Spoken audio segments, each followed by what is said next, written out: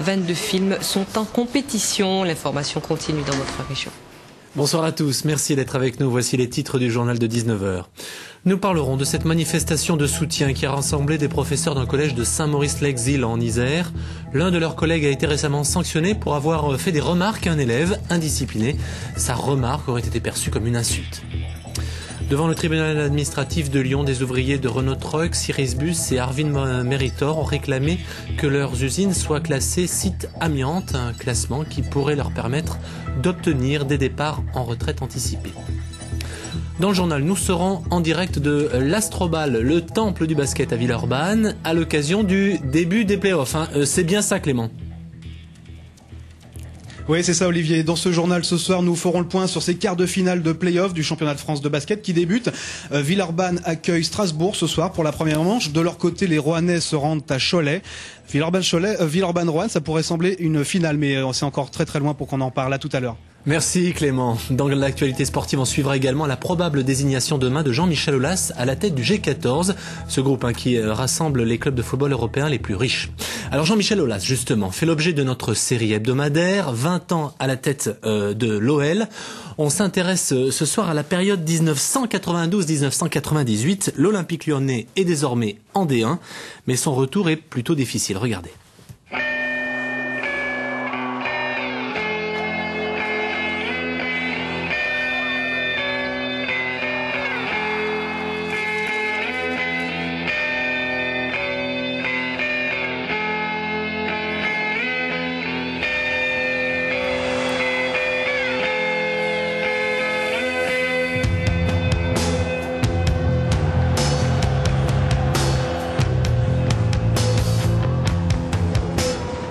1993, l'équipe de France, entraînée par un certain Gérard Houllier, vient disputer à Gerland un match amical face à l'Olympique Lyonnais.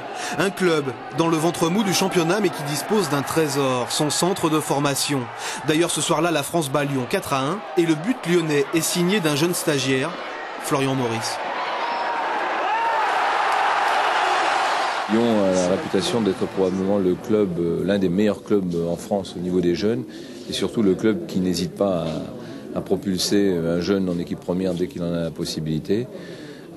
C'est bien parce qu'on pensait qu'il y avait qu'Auxerre, on s'aperçoit que c'est faux. Contre l'équipe de France, c'est surtout très important, quoi. Je suis content, quoi. Il y avait une super ambiance, on s'entendait tous très bien, c'est très très familial.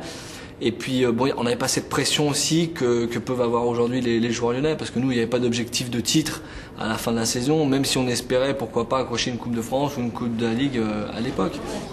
Les objectifs, c'est lui qui va les revoir à la hausse. 1993, Jean Tigana succède à Raymond Domenech et il n'est pas venu seul. En signant à l'Olympique Lyonnais, Pascal Olmeta, coucou, c'est lui, Emmanuel Amoros ont apparemment fait le bon choix. Non seulement ils ont retrouvé une place de titulaire en première division, mais les deux anciens Marseillais ont surtout gagné une préparation au calme. Sans trop de journalistes, avec encore moins de policiers et pas du tout de juges d'instruction. Ce qui devient de plus en plus rare autour d'un rectangle de pelouse. Alors normal qu'il trouve ça vraiment... Super. Je crois que je suis en train de revivre quelque chose que je m'étais fait en image et en rêve. Une équipe très jeune. J'ai passé une semaine fantastique. On a travaillé, entouré par ces gamins qui ont une envie extraordinaire, c'est de jouer. Et je crois que cette année, on a pas mal de choses à faire.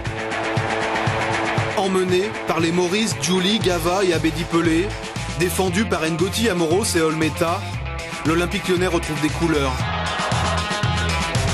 Dans une France du foot dominée par les Nantais, l'OL finit deuxième du championnat en 94. Alors dans les vestiaires, il y a de la joie, même si Jean Tigana doit quitter Lyon pour Monaco.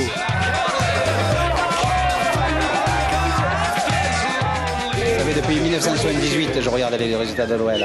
Ce que j'ai dit quand je suis venu ici, j'ai préféré venir à l'OL que d'aller dans des clubs européens déjà pour essayer de renvoyer l'ascenseur. Je crois que je l'ai bien renvoyé et je garderai toujours cette nostalgie de Lyon. Tigana qui sourit, la grimace est pour Jean-Michel Aulas qui ne s'attendait pas à ce départ. Une nouvelle page se tourne encore. Il reste un cas, c'est celui... C'est là qu'il y a vraiment un nouvel élan qui s'est créé à Lyon parce que l'équipe jouait bien, a fini deuxième du championnat, a laissé espérer qu'elle pouvait titiller un exceptionnel Nantes cette saison-là pour le titre. Et je pense qu'à ce moment-là, Lyon s'est rabiboché avec son club de football en 94-95. L'année suivante, Maurice est là, Olmeta aussi, et l'entraîneur s'appelle Guy Stéphane. En 16e de finale de Coupe UEFA, le petit club de Lyon ridiculise au Stadio Olimpico le club de la Lazio de Rome, 2-0. Pour la plupart des joueurs lyonnais, c'est le premier grand choc européen qu'ils viennent de disputer.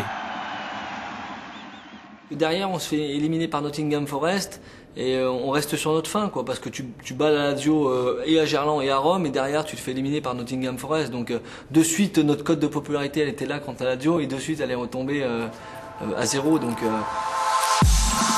En fait, cette saison-là, l'Olympique lyonnais souffle le chaud et le froid. Inconstant, le club est 11e en championnat. Il dispute une finale de Coupe de la Ligue contre Metz, et ça a beau être la première finale depuis 1973. Il y a une défaite au tir au but. C'est la fin d'une époque.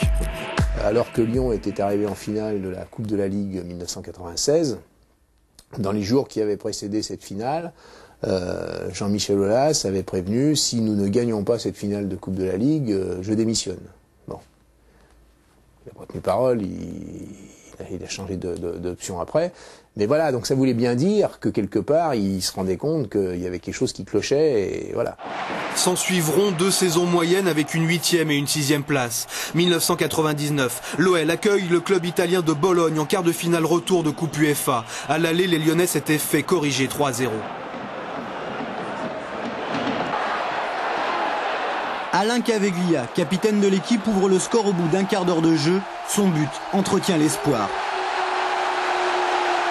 D'autant plus que 25 minutes plus tard, Joseph Désiré Job inscrit le 2e but lyonnais.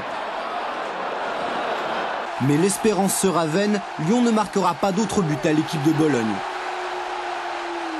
C'est terrible, parce que chez nous, dans ce stade, on aurait pu vivre un grand moment ce soir. Ça s'est joué à peu de choses. On a tout fait pour essayer de gagner, mais ça a été un moment très fort que nous avons partagé entre nous, là, et avec notre public qui nous a beaucoup aidé ce jour-là. Pour beaucoup d'acteurs du club, c'est ce soir-là, après cette défaite, qu'est venu le déclic. Il manquait un actionnaire et un buteur à l'Olympique lyonnais. Ils allaient tous les deux arriver dans quelques semaines.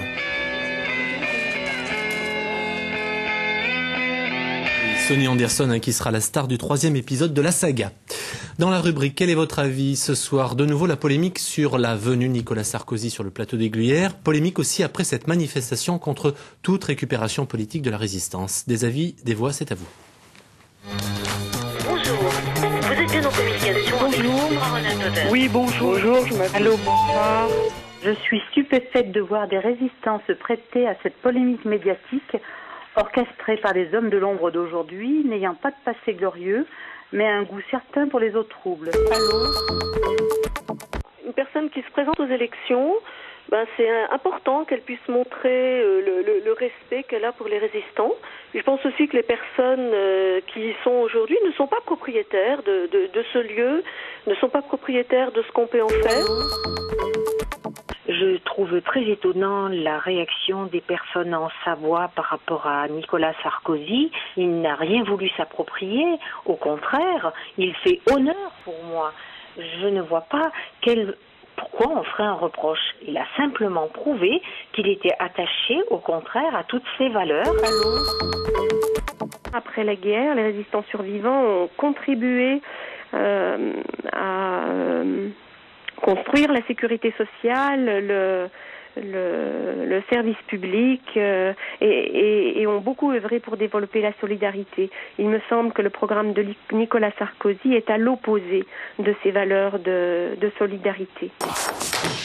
Alors je vous laisse reprendre en note le numéro du répondeur. Ce soir la question est la suivante. Les enseignants peuvent-ils adresser n'importe quel type de remarques aux élèves? Une question, Jacques, qui est au cœur de l'actualité, au cœur du journal. Oui, puisque nous allons parler de ces 60 professeurs du collège de Saint-Maurice-l'Exil en Isère qui ont manifesté à Vienne.